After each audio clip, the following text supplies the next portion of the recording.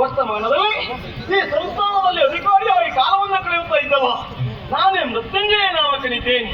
ಹಾಗಂತ ನನ್ನಿಂದಲೂ ಮುಂಚಿತವಾಗಿ ಅದೆಷ್ಟೋ ನಮ್ಮ ಹಿರಿಯವರು ಈ ಮನೆತನದ ಆಳ್ವಿಕೆಯನ್ನು ನಡೆಸುವ ತನ್ಮೂಲಕವಾಗಿ ಈ ಮನೆತನದ ಕೀರ್ತಿಯ ರಥೆಯನ್ನು ಬೆಳಗಿಸಿದವರಿದ್ದಾರೆ. ಅಧಿಕಾರಿಯಾದಂತಹ ಒಬ್ಬ ವ್ಯಕ್ತಿ ಯಾವ ರೀತಿಯಲ್ಲಿ ಬದುಕು